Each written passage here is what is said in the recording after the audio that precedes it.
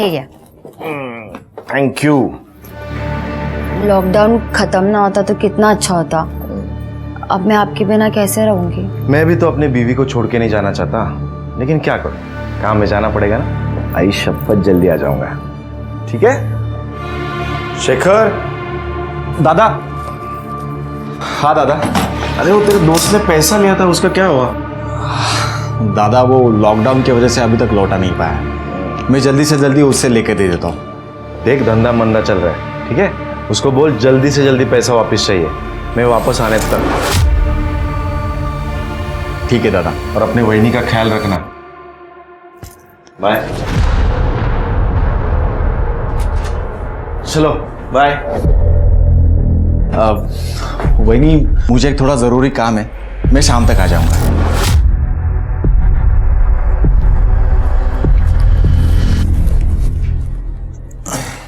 Bye.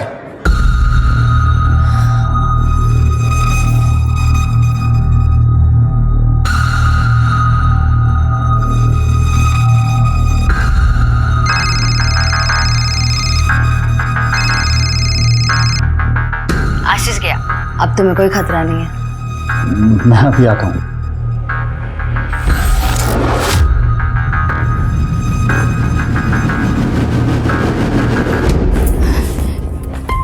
तुम्हें शर्म नहीं आती? मेरे भाई का घर तोड़ के क्या अपना घर बचा रहेगा? मैं तुम्हें मानसी बहनी के पास बिल्कुल जाने नहीं दूंगी। तू रोकेगी मुझे?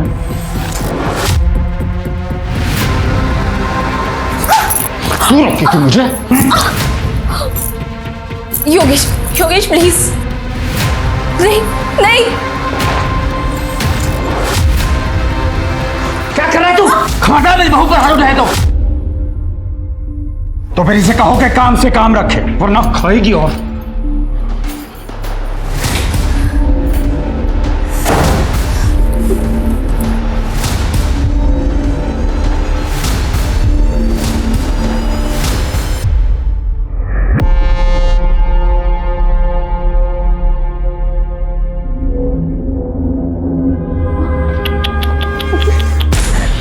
अरे रे रे रे, कितना मारा है तुझे?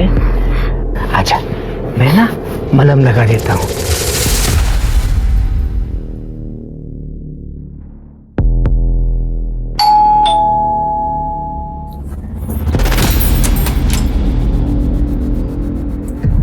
अरे चोरों की तरह नहीं, शेरों की तरह।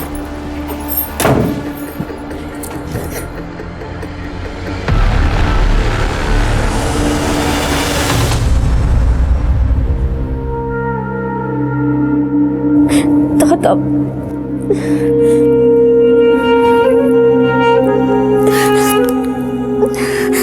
शेखर, शेखर फोन उठाओ।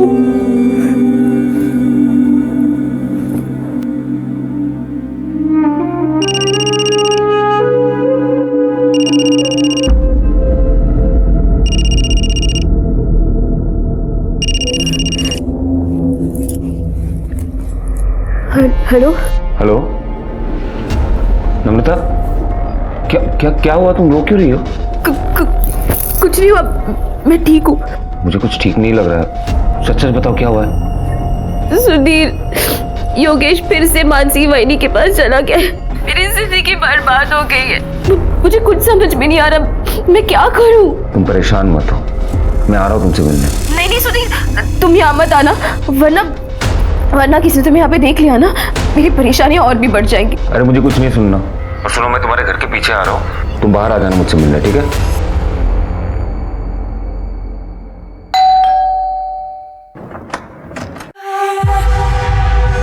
आशीष, कैसी हो? मैं ठीक हूँ। बोल कर गए थे कि जल्दी आ जाऊंगा, लेकिन इतने दिन लगा दिए।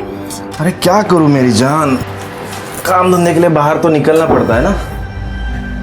फिर ये लॉकडाउन हो गया, अभी भी कैसे आया हूँ सिर्फ मुझे पता है। और इस लॉकडाउन में तुम्हारे बिना मेरी क्या हालत हुई है वो मैं किसे बताऊं? मुझे बताओ ना।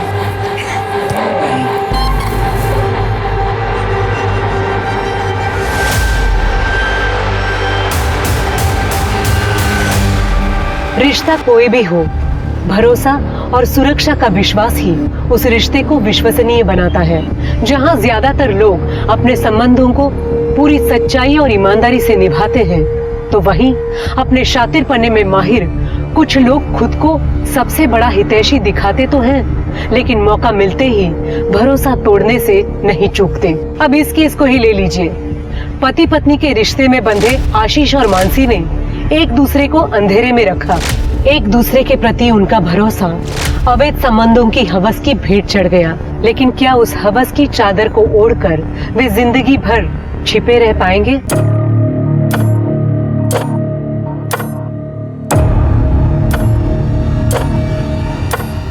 कितनी बेरहमी से मारा है तुम्हें। बता, तुम्हारी आंसू मुझसे सह नहीं जाते। पर मैंने अब सहना सीख लिया है। इन्हीं आंसू के साथ जीना पड़ेगा मुझे। मैं अपने पति को अपनी भाभी के पास जाने से रोक नहीं सकती, और रोका तो उससे मुझे एक पति जो अपनी पत्नी की बिल्कुल इज्जत नहीं करता, और दूसरा मेरा ससुर जो मेरी इज्जत के पीछे पड़ा हुआ है। एक चोट देता है और दूसरा मरहम लगाने पहुंच जाता है। यहाँ वहाँ छूता है मुझे। तो तुम चुप क्यों हो? हाँ, अपने भाइयों से बात क्यों नहीं करती? मैंने आशीष दादा को बताया था, पर उन्हें मेरी बातों पर भरोसा ही नहीं है। उन्हें तो बस अपनी बीवी पे भरोसा है। और दूसरा शेखर जो मेरा फोन ही नहीं उठाता। सब अपने अपने लाइफ में बिजी है। किसी को परवाह ही नहीं है कि उनकी बहन की जिंदगी में क्या होता है। नम्रता, सुनो, तुम चिंता मत करो। देखो, मैं तुम्हारा सबसे अच्छा दोस्त हूँ। इस सिचुएशन में मुझसे जो कुछ भी होगा मैं करूँगा।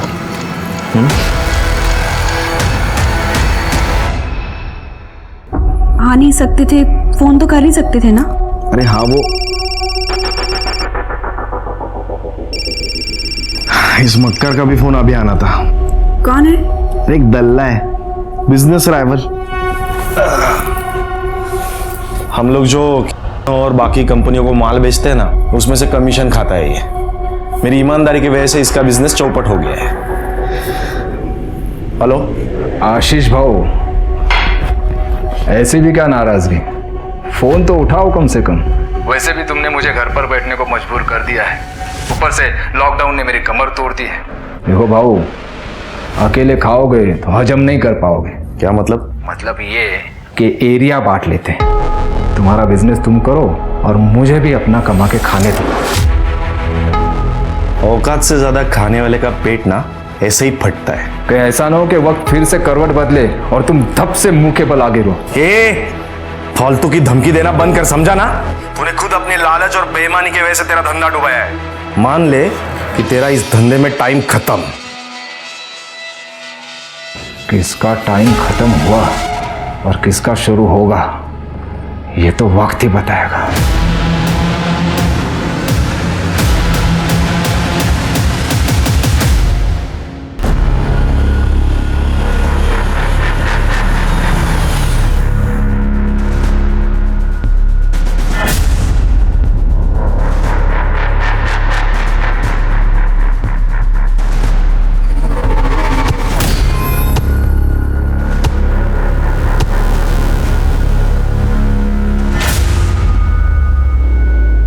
लो, तुम मिठाई खाओ।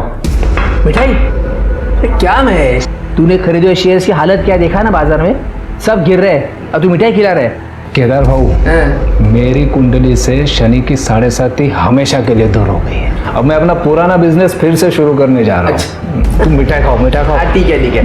और रही बात शेयर्स की, तो तुम्हारे खरीदे हुए शेयर्स तो बड़ा उछाल मार रहे हैं। केदार भाऊ, तुम्हारी जिंदगी में कोई उछाल नहीं आ रहा।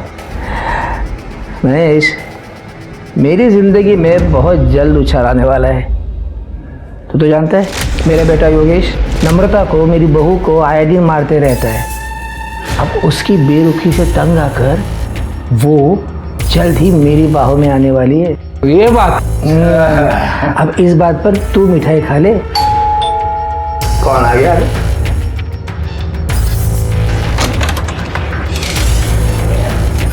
महेश कुलकर्णी। हाँ मैं संजय, वो शेयर मार्केट में इन्वेस्टमेंट की बात करना चाहता हूँ। हाँ हाँ, आइए आइए।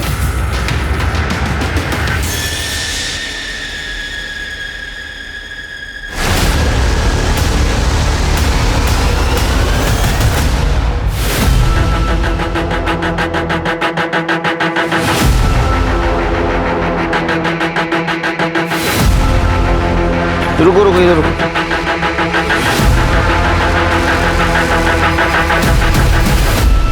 ये तो मेल बॉडी है, लेकिन कमाल है, मेल बॉडी होके बिना कपड़ों की।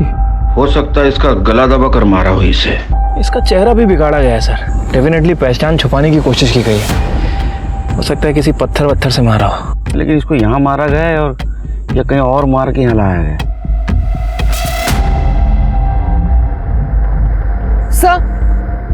सर ये कच्ची सड़क आगे तक जाती है, शायद कोई गाड़ी आके ये लाश फेंक के यहीं से गई होगी। करोड़े कैसा पर तक बगा सर। शिरके सर, बॉडी को पोस्टमार्टम के लिए भेज दो और आसपास पूछताछ करो, किसी ने कोई एक्टिविटी देखी है क्या। और आसपास जितने भी पुलिस स्टेशन है वहाँ इंक्वायरी करो, कोई मिसिंग कंप्लेंट है क्या। ठीक है सर।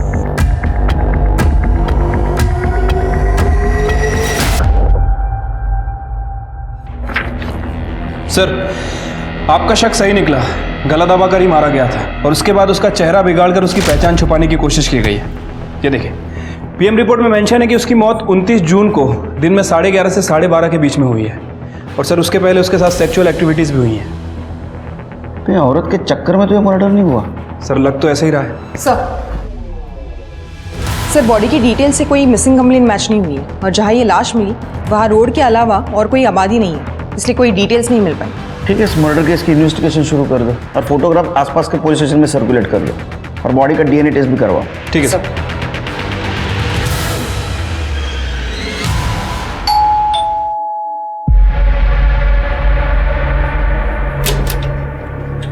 मानसी देशपांडे जी।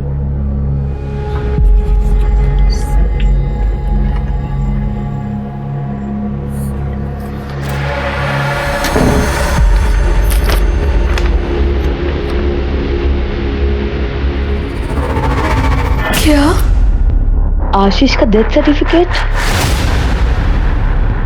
हे भगवान, ये क्या हो गया? आशीष, वही क्या है? हे भगवान।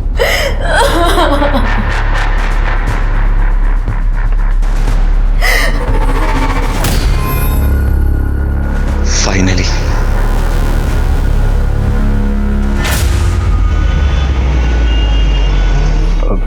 ठीक है, मैं बोल दे।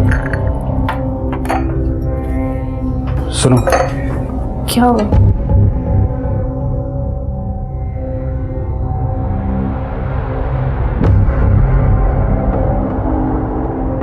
आशीष दादा नहीं रहे अब। कोरोना से उनकी डेथ हो गई है। क्या? क्या? ऐसा नहीं हो सकता।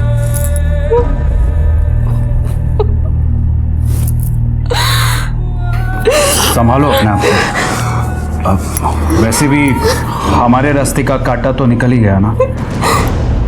मैं तुमसे तलाक देके मानसी से शादी कर लूंगा।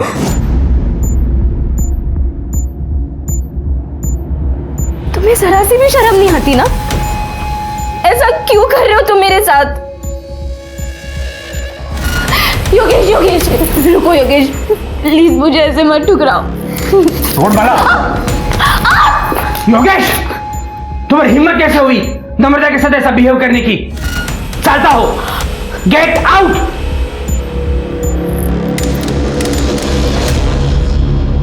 नम्रता, उठ जा। अरे उठ उठ। उठ। देख, तो चिंता क्यों करती है तू? छोड़ो मुझे, मुझे ये सब अच्छा नहीं लगता। नौटंकी नहीं करना मेरे साथ। तू जानती है ना, एक मैं ही हूं जिसे तुम्हारी जवानी से लगाव है। चिंता मत कर, मैं योगेश को बोल दूंगा, वो तुम्हें तलाक नहीं देगा। करने दो उसे जो करना है वो, और मुझे जो करना है वो मैं करूँगा।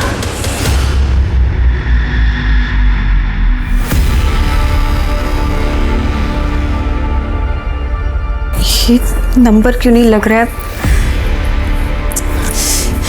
ये आशीष का नंबर कई हफ्तों से स्विच ऑफ क्यों आ रहा है? सब कुछ ठीक हो बस।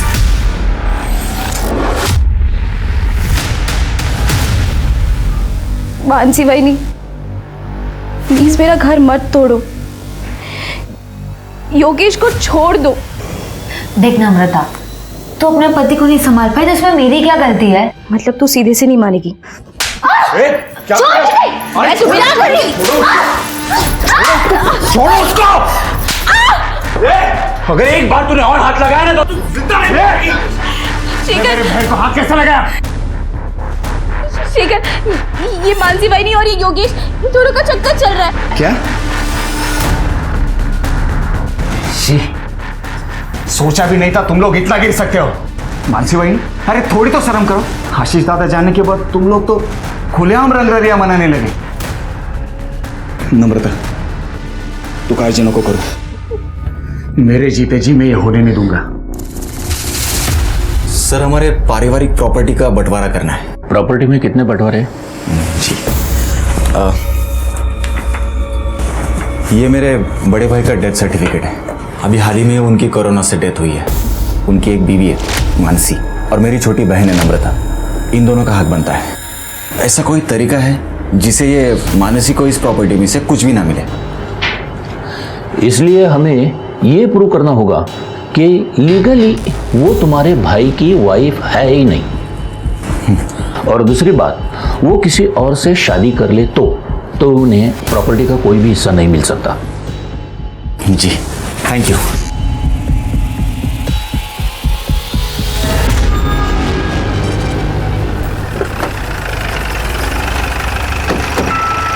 सर, आपने जो डीएनए रिपोर्ट मंगाई थी वो आ गई है। सर एक मिनट। हेलो, एडवोकेट सलागरे बोल रहा हूँ। केलकर साहब से बात हो सकती है? हाँ एक मिनट सर, मेरे साथ ही हैं। सर आपके लिए। हेलो। हाँ नमस्कार केलकर साहब, एडवोकेट सलागरे बोलते हैं। हाँ नमस्कार साहब, बोला बोला। अभी शेखर नाम का लड़का आया था मेरे पास प्रॉपर्टी के बंटवारे का केस लेकर। उसके भाई की डेथ हुई है। सर्टिफिकेट में death of cause is corona ऐसे लिखा है। ये सर्टिफिकेट मुझे नकली लग रहा है। अच्छा, एक काम करना सलागरे साहब, वो सर्टिफिकेट और वो आदमी की डिटेल्स शिरके के मोबाइल पे सेंड कर दो। सर भेज देता हूँ मैं। Okay, thank you. आया? हाँ सर, आ गया। एक काम करो, ये स्वाति को फॉरवर्ड कर दो और स्वाति को बोलो पता करे ये फेक है और ओरिजिनल। सर सॉरी मानसी भाभी, उस दिन मैं कुछ ज़्यादा ही बोल गया। अगर योगेश को ही नम्रता के साथ नहीं रहना है तो मैं क्यों कुछ ज़बरदस्ती करूं? और आप दोनों को भी शादी करनी है तो मुझे कोई प्रॉब्लम नहीं है। अगर आपको कोई भी हेल्प लगे तो आप मुझे बोल सकते हैं, लेकिन वही नहीं, मैं चाहता हूं कि दादा के बाद उसकी प्रॉपर्टी का हकदार सिर्फ मैं रहूंगा। ठीक है शेखर, वैसे भी तुम्हारी प्रॉपर्टी में मेरी कोई दिलचस्पी नहीं है। मुझे तो सिर्फ योगेश चाहिए। मैं अपनी दुनिया बसाना चाहती हूँ योगेश के साथ।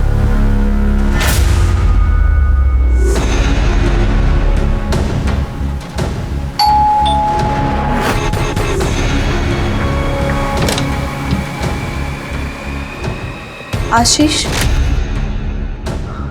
आइए ना।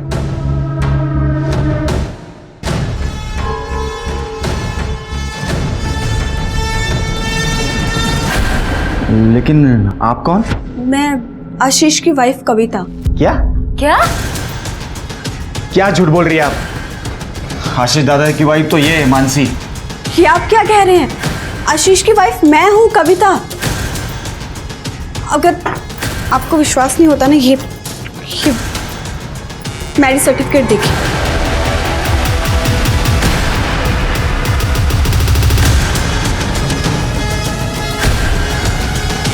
और ये सर्टिफिकेट तो आपकी शादी के भी पहले का है। आप आशीष को बुलाइए, आपको सब कुछ पता चल जाएगा। लेकिन आशीष दादा की तो कुछ ही दिनों पहले कोरोना से मौत हो गई है। क्या? आशीष,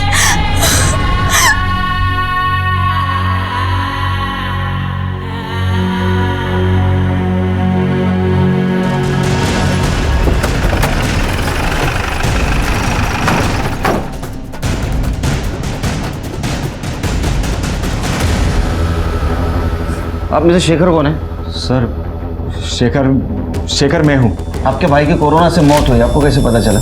जो सर्टिफिकेट आपने लॉयर को सबमिट किया था, कहाँ से मिला था आपको? सर वो सर्टिफिकेट तो कुरियर से आया था। हाँ सर, कुरियर तो मैंने खुद रिसीव किया था। देखो ये यही था।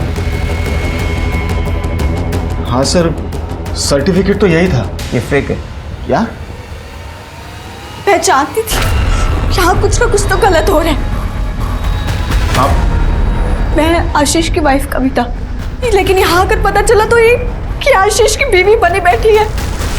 ज्यादा कुछ बुरा ना, तेरा मुंह तोड़ दूंगी मैं। काम कर रहा हूँ। अब आशीष से आखिरी बार कब मिली थी? सर वो 22 जून तक तो यही थे, उसी दिन वो गए थे। हाँ सर, उसी दिन वो मेरे पास भी आए थे। एक हफ्ते के बाद 29 जून को वो बिजनेस टूर के लिए निकल गए थे। अब कभी लंबा इंतजार मत करवाना, और अगर जल्दी नहीं आए ना तुम तो मैं वहाँ पर आ जाऊंगी। चिंता मत करो, हफ्ते 10 दिन में वापस आ जाऊंगा। यार कैब बुक करना भूल गया मैं। तुम पहले कैब बुक कर लो। नहीं यार, लेट हो जाएगा। मैं एक काम करता हूँ, बाप्पा चौक में जाके कैब ले लेता हूँ। साहब, आशीष ने मुझे इस घर और शेखर के बारे में बताया था, और बहुत दिन तक जब आशीष का नंबर स्विच ऑफ गया और ना ही कोई कांटेक्ट हो पाया, तो मैं उसे ढूंढते ढूंढते यहाँ तक आ गई। और सर आशीष दादा भी 22 जून के बाद वापस घर आए ही नहीं। हाँ सर, वो सिन्नर जाने का कह के गए थे। आशीष की किसी के साथ दुश्मनी थी? नहीं सर, उनकी किसी के साथ कोई दुश्मनी नहीं थी। दादा एकदम सीधे आदमी थे, वो सिर्फ अपने काम से काम रखते थे। सब महेश कुलकर्णी, ये आशीष का कॉम्पिटिटर हुआ करता था। आशीष ने अपनी मेहनत और ईमानदारी से का विश्वास जीत लिया था, और जिसकी वजह से महेश का कमीशन का धंधा भी चौपट हो गया था। और फिर एक दिन उसने आशीष को फोन पर धमकी भी दी थी कि ऐसा ना हो कि वक्त फिर से करवट बदले और तुम धप से मुंह के बल आगे रहो। ए, फालतू की धमकी देना बंद कर, समझा ना?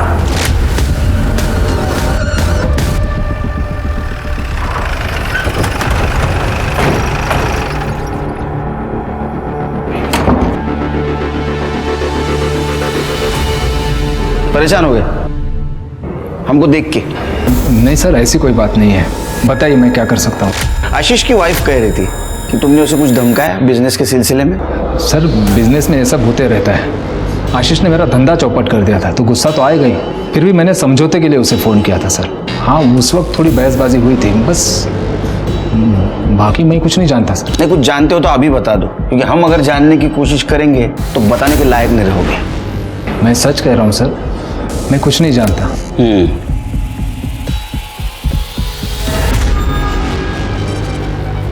सर मुझे तो इस शेखर का ही हाथ लग रहा है, क्योंकि प्रॉपर्टी के बंटवारे को लेके वो डायरेक्ट लॉयर के पास चला गया। सर ये बात कुछ हजम नहीं हो रही है। लेकिन आशीष को मार के शेखर को ज्यादा कुछ नहीं मिलता, क्योंकि आशीष के मरने के बाद उसकी प्रॉपर्टी तो उसकी वाइफ को मिलने वाली थी। ये महेश हमसे कुछ छुपा रहा है। एक काम करो, महेश का सीडीआर रिपोर्ट और मोबाइल लोकेशन ट्रैक करो, और ये जो फेक डेथ सर्टिफिकेट मिला था वो किसने बनवाया था ये भी चेक करो। शायद उससे हमें पता चले कि आशीष के साथ एक्चुअल में क्या हुआ था। ठीक है सर। सर, कविता के बयान के मुताबिक 29 जून को आशीष नासिक से निकला था, और उसके अगले ही दिन हमें एक आदमी की लाश मिली थी नासिक के जंगल में। सर लाश की पोस्टमार्टम रिपोर्ट के हिसाब से उस आदमी की मौत 29 जून को ही हुई थी, तो कहीं ये लाश आशीष की तो नहीं? उस बॉडी से शेखर का डीएनए मैच कराओ। सर शेखर का डीएनए मैच होते ही इस बात की भी पुष्टि हो गई कि 30 जून को नासिक के जंगल में मिली लावारिस लाश दरअसल आशीष की ही थी। लेकिन पुलिस के सामने ये सवाल अब भी मौजूद था कि आशीष को आखिर मारा किसने। आशीष की फोन लोकेशन और कॉल रिकॉर्ड से भी कोई खास सबूत हाथ नहीं लगा। पुलिस का शक आशीष के बिजनेस राइवल महेश कुलकर्णी पर जाकर ठहर रहा था। दूसरी तरफ पहले ही अपने पति से मिले धोखे से दुखी नम्रता अपने भाई शेखर के विश्वासघात से हिल गई थी, जो योगेश की शादी मानसी से करवाने की हिमायत कर रहा था। मानसी तो पहले से ऐसी थी, मगर अब तो शेखर भी मानसी और योगेश को जो करना है वो करेंगे नम्रता, लेकिन अब जब शेखर भी इस गंदे खेल में शामिल हो गया है, मुझे लगता है तुम्हें यहाँ से कहीं दूर चले जाना चाहिए, नहीं तो तुम्हारी जान को खतरा हो सकता है। पर मैं जाऊंगी कहाँ? मैं तुम्हें कहीं एक सुरक्षित जगह पे लेके जा सकता हूँ, अगर तुम्हें मुझ पे भरोसा है तो। कैसी बात कर रहे हो सुधीर? एक तुम ही तो जिस पर मेरा भरोसा बचा है। ठीक है, कल मैं आता हूँ तुम्हें लेने, तैयार रहना। संजय जी, मैंने आपके लिए कुछ अच्छी कंपनी के शेयर सिलेक्ट किए हैं, अगर इन्वेस्ट करना हो तो पैसे लेके आ जाइए। महेश जी, एक्चुअली क्या है, वो जो शेयर्स के लिए पैसा रखा था ना, वो कहीं और खर्च हो गया। अब इंतज़ाम करने को कम से कम 1 हफ्ता लग जाएगा। कोई बात नहीं, जब इंतज़ाम हो जाए तो बता दीजिएगा। जी।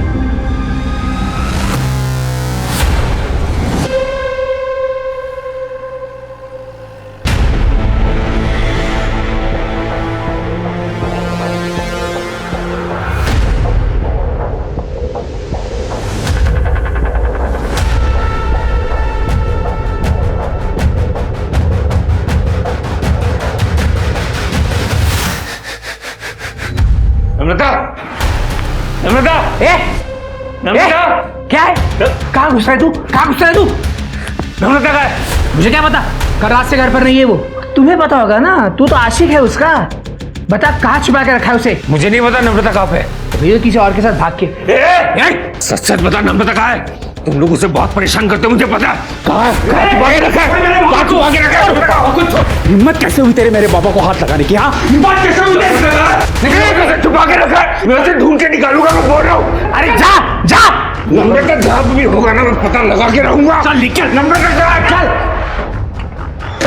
पता लगाता है साला। कातिल बहुत चालाक है शेर के, और इसलिए उसने कोरोना का सहारा लिया। लेकिन सबसे बड़ा सवाल यह है कि आशीष को कहाँ मारा गया, क्योंकि कविता के बयान और आशीष के कॉल डिटेल्स के मुताबिक वो घर से 11 बजे निकला था और उसकी मौत 11:30 से 12:30 के बीच में। तो इसका मतलब उसको रास्ते में ही मारा गया। सर, कविता ने हमें बताया था कि आशीष ने घर से कैब बुक नहीं की थी। वो पैदल बापा चौक तक गया, जो वहां से 200 मीटर की दूरी पर। सर, हो सकता है इसी बीच आशीष को किडनैप करके मार दिया गया हो, या फिर कातिल उसी कैब में हो। सर, लेकिन अगर कातिल ने आशीष को सिन्नर में मारा तो उसकी लाश को नासिक के जंगलों में क्यों फेंक दी? जाहिर सी बात है स्वाति, कातिल नहीं चाहता था कि वो लाश आसानी से किसी को मिले, इसलिए उसने जंगल में उस बॉडी को डंप किया। अरे कहाँ जा रहे हैं? चल तो बात कर।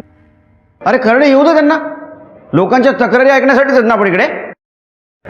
सर ये नम्रता गायब हो गई है सर। क्या सर? उसका पति योगेश और आशीष की बीवी मानसी, इन दोनों के बीच में अफेयर चल रहा है सर। सर मुझे पक्का यकीन है इन दोनों ने गायब किया सर। आप उन दोनों को छोड़ना नहीं सर, प्लीज। गायब कौन कर सकता है लेकिन नम्रता को? सर शेखर उसका भाई सर वो भी ये कर सकता है सर। सर ये योगेश और मानसी की शादी को रोकने के बजाय वो उसे सपोर्ट कर रहा है प्रॉपर्टी के चक्कर में सर। और नम्रता ने उसे वार्निंग दिया कि अगर उसने ऐसे किया तो प्रॉपर्टी में अपना हिस्सा वो नहीं छोड़ेगी। इन सब से पूछताछ करनी होगी। अरे सर, हमें नहीं पता वो कहाँ चली गई है। हाँ सर, एकदम कैरेक्टरलेस औरत थी, कितनों के साथ उसके चक्कर थे सर, और उसमें से ये एक सुधीर भी है, पूछिए उसको। और सर एक बार तो उस कमीनी के लिए इसने मुझे मारा भी था, पूछो। को जानवर को क्या मारा तूने? हाँ? अब मार क्या होती है ना, मैं तुझे बताता हूँ। तुझे क्यों इतनी तकलीफ हो रही है? हाँ? तेरा अफेयर चल रहा है क्या उस कमीनी के साथ? तेरे जैसा नहीं समझा, और ना ही वो मानसी की तरह है कि पति होने के बावजूद यहाँ मुंह मारे। तुम लोग कर रहे हो। अगर नम्रता को कुछ भी हुआ ना तो मैं तुम लोगों को छोड़ूंगा नहीं। एक तरफा ही सही, लेकिन मैं उससे बहुत प्यार करता हूँ। छोड़, मुझे छोड़ूंगा नहीं। अरे सर ये झूठ बोल रहे हैं, उसका कोई चक्कर किसी के साथ नहीं चल रहा था। हाँ मैं मानता हूँ कि मेरा एक तरफा प्यार था उसके लिए, हम दोनों बहुत अच्छे दोस्त थे सर, इसलिए उसने मुझे सब कुछ बताया कि कैसे वो उसे मारता था और इसका ये बाप उसे मलहम लगाने चक्कर में उसको मोलेस्ट करता था सर। उसे लगा कि वो इस घर में सुरक्षित नहीं है, उसको मेरी मदद की जरूरत थी। उससे पहले कि मैं उसे कोई सेफ जगह पे लेके जाऊं, इन लोगों ने उसे गायब कर दिया सर। अरे झूठ बोल रहा है सर, खोटा बोलते हैं। ये खुद उसको भगाने के चक्कर में था और अब हम पर आरोप कर रहा है अभी। हाँ सर मैं झूठ नहीं बोल रहा हूँ सर, मेरी बात मानिए सर। आप मुझ पर कैसे इल्ज़ाम लगा सकते हैं सर? आशीष को ढूंढने के लिए आई हूँ मैं यहाँ। और तू, तेरा भाई मरा नहीं और तू वकील के पास चला गया, अजीब नहीं लगता तुझे? सबसे ज्यादा शक ना तुम दोनों के ऊपर है। एक सीधा सीधा उगल दे वरना डंडा मार के उगलवाऊंगा।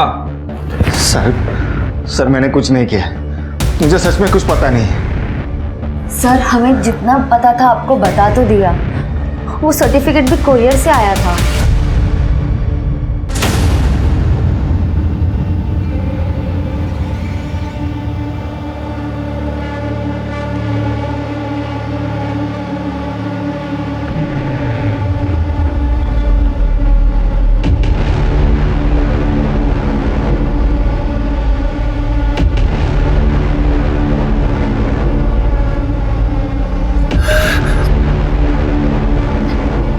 पानी देता हूँ।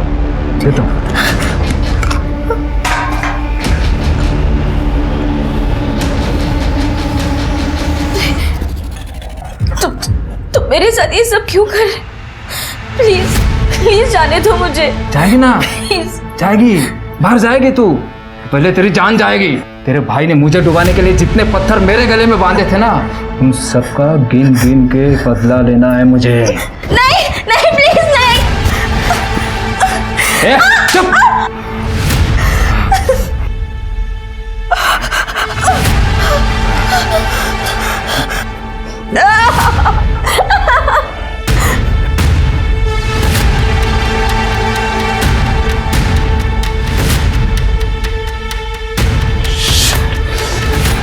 अभी आता है, मैं रुक।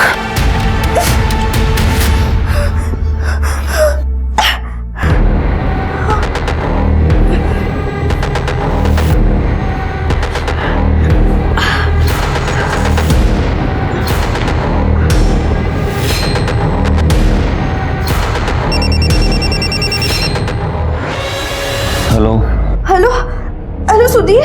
नम्रता, तुम कहाँ पे हो? तुम ठीक तो हो ना? नहीं सुधीर, मुझे इन लोगों ने ना महेश कुलकर्णी के घर पे बांध कर रखा है। ये घोल चौक है ना? हाँ बस वही। सुनो, तुम फिक्र मत करो, ठीक है? मैं तुरंत आता हूँ वहाँ पे, तुम फिक्र मत करो। हाँ सर, अभी तक इस नम्रता की सीडीआर से कुछ खास पता नहीं चला। 31 जुलाई से इसका फोन स्विच ऑफ है और अभी तक स्विच ऑफ ही है। सर, हो सकता है कि नम्रता अपने हस्बैंड के साथ घर से भागी हो या फिर कोई उसे जबरदस्ती करके ले गया हो सकता है कि मानसी और योगेश भी इसमें इन्वॉल्व हो। अरे शेखर? हाँ सर, इस शेखर को भी इग्नोर नहीं कर सकते हैं क्योंकि वो प्रॉपर्टी के लिए कुछ भी कर सकता है। और हमें सुधीर ने बताया था कि नम्रता अपना हिस्सा शेखर से मांग रही थी। सर वो नम्रता का पता चल गया सर। उसने मुझे 1 घंटे पहले फ़ोन किया था। उन लोगों ने उसे गोल चौक में किसी महेश कुलकर्णी के घर पे बंद करके रखा है सर। मैं वहाँ पे गया था लेकिन वहाँ पे कोई था नहीं। इस केस में महेश कुलकर्णी का नाम बार बार आ रहा है। कहीं आशीष और उसके बहन से बदला लेने का मामला तो नहीं? एक काम करो, सुधीर को जिस नंबर से कॉल आया था उसके डिटेल्स निकालो। इस महेश कुलकर्णी को जल्द से जल्द पकड़ना होगा। चलो।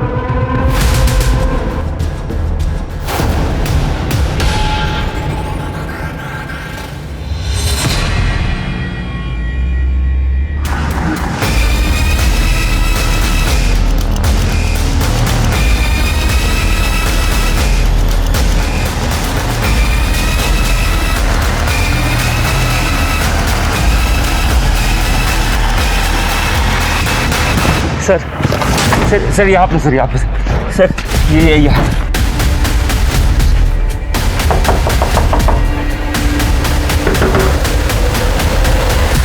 मैं जब आया था तब बंद था सर।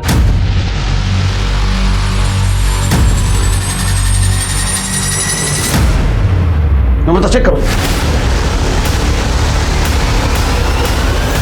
सर ये तो मर चुकी है।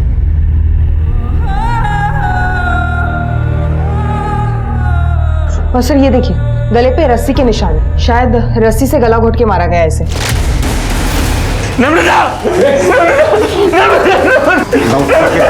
नौटंकी बंद कर। तूने मारा नम्रता को? तो एक तरफा प्यार करता था ना उससे। तूने बोला था दरवाजा बंद है, दरवाजा खुला था। सर मैं जब आया था सर तब अंदर से दरवाजा बंद था सर। यकीन कीजिए सर, मैं झूठ नहीं बोल रहा हूँ सर। नम्रता सर इसी ने मारा सर। तुझे कैसे पता रे नम्रता यहाँ है? सर शेखर ने मुझे फोन करके बोला था नम्रता यहाँ पे। सर योगेश को मैं नहीं बताया था। सुधीर का पहले फोन मुझे आया था, लेकिन मैं घर से थोड़ा दूर था और योगेश मेरे ही घर पे था, इसीलिए मैंने आगे भेज दिया। हटा दिया ना तूने तेरे बीवी को रास्ते से? हाँ, मानसी के साथ आय्याशी करनी थी ना तेरे को, सच बोल। सर सच बताऊं तो आप लोगों के आने से पहले मैं यहाँ आ चुका था, लेकिन जब मैं यहाँ आया तो मैंने देखा कि ऑलरेडी नम्रता मर चुकी है, इसलिए मैं डर गया और डर के बाहर जाके छुप गया। सर ये शायद महेश का फोन है जिससे नम्रता ने सुधीर को कॉल किया। सर महेश मिल गया। क्या रे? खुश हो गया ना तू भाई बहन को मार के? तेरा बदला पूरा हो गया? सर आशीष और नम्रता को मैंने नहीं मारा है। हाँ मैं नम्रता को यहाँ ले आया था, पर केदार के कहने पर। देख मेरी बहू नम्रता घर से भागने की तैयारी में है। वैसे मेरे बेटे योगेश ने तो उसे जिंदगी से निकाल ही दिया है, अब उसको किसी सुरक्षित जगह की तलाश है। इस स्थिति में उसके भाई का दुश्मन मतलब तू तेरे उस वाले घर से सुरक्षित और कौन सी जगह हो सकती है? उसके बाद में केदार के घर पहुंचा। केदार ने नम्रता को पहले ही बेहोश करके रखा था। फिर मैंने नम्रता को गाड़ी में डाला और यहाँ ले आया। सर उसके बाद मैंने और केदार ने बारी बारी नम्रता के साथ शारीरिक संबंध बनाए। इन सबको कस्टडी में ले लो। चलो स्वाति, बॉडी को पोस्टमार्टम के लिए भेज दो और सीसीटीवी रहेगा तो उसका फुटेज कलेक्ट करो। सर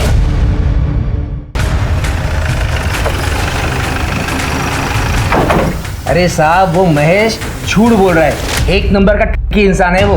हमेशा औरतों के पीछे पड़ा रहता है, हमारे घर में आता जाता रहता था। और आपको बताया था मैंने, नम्रता हमारी बहू, उसका चाल चलन ठीक नहीं था। इतनी सफाई देने की जरूरत नहीं, सबका कैरेक्टर सर्टिफिकेट है मेरे पास। कोई सबूत है आपके पास? आएगा, जिस दिन मेरे हाथ सबूत आएगा मेरा हाथ चलेगा, फिर तेरे हाथ कुछ नहीं रहेगा। ये केदार का सीमेंट सैंपल कलेक्ट करो और क्राइम सीन पे जो कॉन्डम मिले उससे मैच करवाओ। सर नम्रता की पीएम रिपोर्ट। सर नम्रता की मौत गला घोटने की वजह से हुई है। इसके गले पे रस्सी और कुछ ट्रेसेस भी मिले हुए हैं। इसके अलावा बॉडी पे कहीं कोई स्ट्रगल के निशान नहीं है और मौत 11 से 12 के बीच में हुई है। CCTV footage? नहीं सर, वहाँ कोई सीसीटीवी कैमरा नहीं है। बात समझ में नहीं आ रही शिरके। ये नम्रता ने सुधीर को कॉल किया, सुधीर ने शेखर को कॉल किया, शेखर वहां तुरंत नहीं पहुंच पाया इसलिए उसने योगेश को कॉल किया। सब लोग वहां थे, तो कातिल कौन है? सर ये महेश के मुताबिक केदार को पता था कि नम्रता कहाँ है, लेकिन इस वक्त ये दोनों मर्डर से भी इनकार कर रहे हैं। नहीं शिरके, मुझे किसी पे भरोसा नहीं, क्योंकि आशीष और नम्रता दोनों का मर्डर सेम तरीके से हुआ है, तो हो सकता है इनका कातिल भी एक हो। सर हमें शेखर ने बताया था जब उसने योगेश को कॉल किया था तब वो आशीष के घर पे ही था। हो सकता है मानसी या कविता ने उनकी बात सुन ली हो। और वैसे कविता पर शक करने के लिए बहुत सारे रीजंस हैं। आशीष के मरने के बाद वो उसकी लीगल वाइफ है, तो शेखर जैसे ही प्रॉपर्टी पर उसका इक्वल दावा बनता है। सर मैंने नम्रता को नहीं मारा है। और सर मैं भी इस बारे में कुछ नहीं जानती हूँ। उस दिन नेटवर्क इशू होने की वजह से योगेश बाहर गया था सुधीर से बात करने के लिए, और जब योगेश अंदर आया तो उसने मानसी को बताया और मानसी ने मुझे बताया कि किसी ने नम्रता का किडनैप कर लिया है। हाँ सर ये सही कह रही है।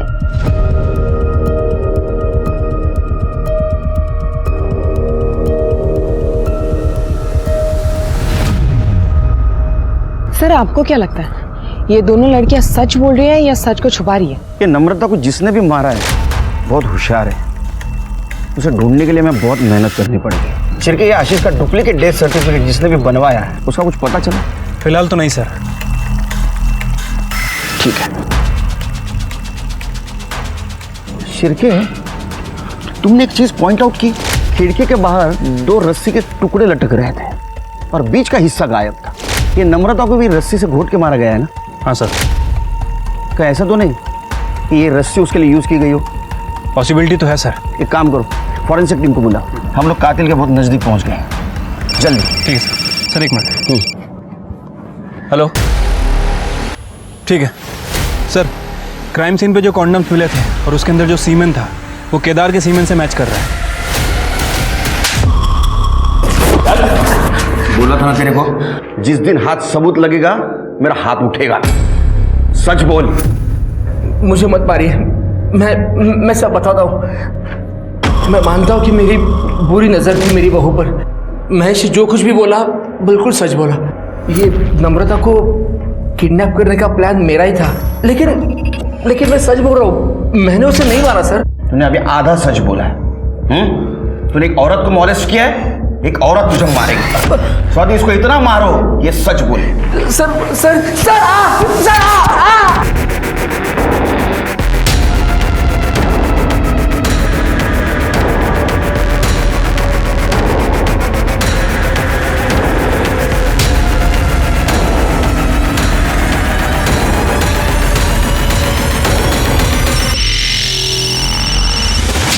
हेलो।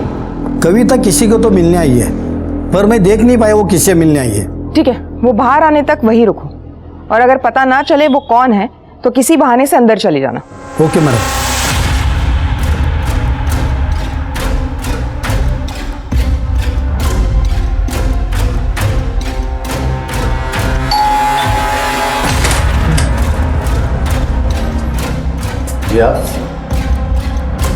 इलेक्ट्रिसिटी डिपार्टमेंटमधून आलोय, तुमच्या मीटरचं रीडिंग घ्यायचं आहे।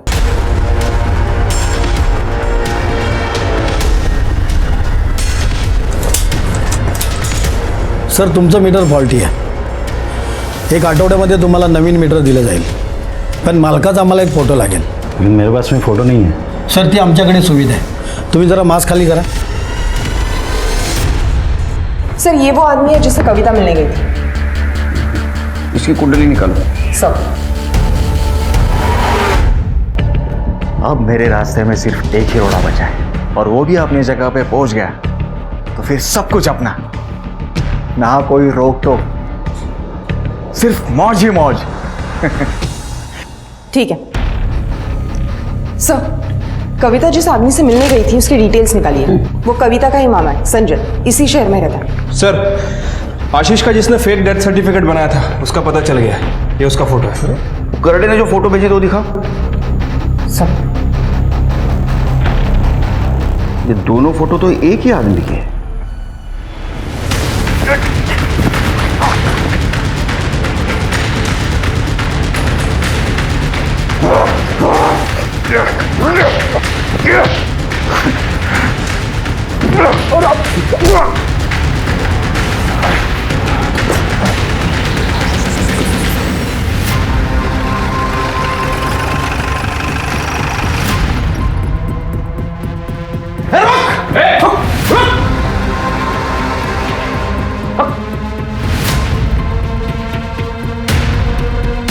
सब इसने नम्रता को मारा है। हमने जब इसे पकड़ने की कोशिश की थी ये हमलावर हो गया। बंद कर अपनी नौटंकी, समझी? ये दोनों फोटो तो एक ही आदमी के हैं। ये देखो, लेकिन इसने आशीष और नम्रता को मारा क्यों होगा? सर 100% प्रॉपर्टी का मामला हो सकता है। प्रॉपर्टी का मामला? अगर प्रॉपर्टी का मामला हो सकता है तो इसका अगला शिकार शेखर हो सकता है। हमें शेखर को बचाना होगा। 1 सेकंड से शेखर बच गया और 1 सेकंड से तू भी बच गया। तुम दोनों के खिलाफ सारे सबूत है हमारे पास। तुम सच बोलो नहीं तो हमारा डंडा बोलेगा। बताती हूँ सर, मैं आशीष से बहुत प्यार करती थी। मुझे बिल्कुल भी अंदाज़ा नहीं था कि वो मुझे इतना बड़ा धोखा देगा। वो अक्सर बिजनेस का नाम लेकर सिनर आया करता था, और जब उसने ज़्यादा से ज़्यादा वक्त यहाँ बिताना शुरू कर दिया तो मुझे उस पर शक होने लगा। फिर मैंने ये बात संजय मामा को बताई। इन्होंने आशीष के इस घर पर नज़र रखनी शुरू कर दी। तब हमें पता चला कि आशीष और मानसी शादी कर इस घर में एक साथ में रह रहे हैं। तब मुझसे ये बात बर्दाश्त नहीं हुई सर। मामा, मैं आशीष को कभी माफ नहीं कर सकती, उसे मारना ही होगा। ये तू नहीं, तेरा गुस्सा बोल रहा है। नहीं मामा, ये मेरा आखिरी फैसला है। सही मौका आने दो। उसे मारने के लिए इस घर से अच्छी जगह कोई नहीं हो सकती। Surprise is ready. उठो।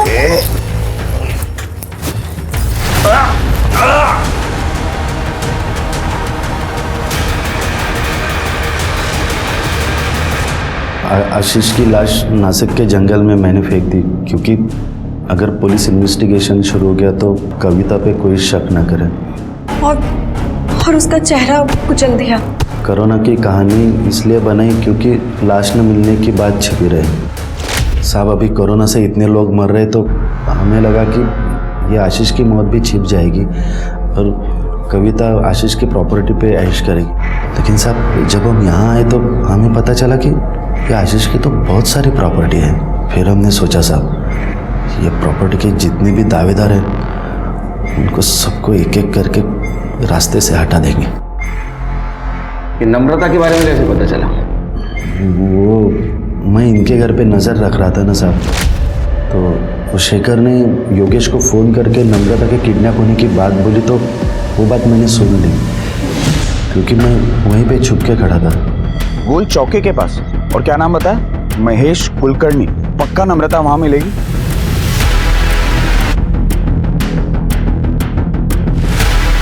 फिर मैं वो एड्रेस पे पहुंचा और नम्रता को गला घोट के मार दिया साहब। मैंने सुधीर को आते हुए देखा। सुधीर ने बहुत कोशिश की दरवाज़ा खोलने की, लेकिन मैंने उसे खोलने नहीं दिया। फिर सुधीर वहाँ से चला गया, फिर मैं भी वहाँ से चला गया सर। नम्रता के बाद सिर्फ अभी शेखर बचा था, उसे मारने ही वाले थे साहब, पकड़े गए। तुम्हें पता है लालच और बेवकूफ़ी में तुमने कितनी लोगों की जिंदगियां बर्बाद कर दी? आप दोनों को तो मौत से भी बदतर शिक्षा होनी चाहिए। रिश्ता कोई भी हो, उसमें प्यार और अपनेपन की नमी बनाए रखकर ही लंबे समय तक साथ चला जा सकता है। और इतना जरूर ध्यान दें कि भरोसा कतई टूट ना पाए, वरना परिणाम के तौर पर कोई न कोई दुर्घटना जरूर होकर रहेगी। अब मैं सोनाली कुलकर्णी आपसे विदा लेती हूँ। फिर मिलेंगे एक नए केस के साथ क्राइम पेट्रोल सतर्क जस्टिस रीलोडेड में। तब तक अपना और अपने परिवार का ख्याल रखिए। आप जानते हैं हम सब एक मुश्किल दौर से गुजर रहे हैं। कृपया मास्क पहने, सैनिटाइजर का इस्तेमाल करें और उचित दूरी बनाए रखें। देखते रहिए क्राइम पेट्रोल सतर्क। जय हिंद।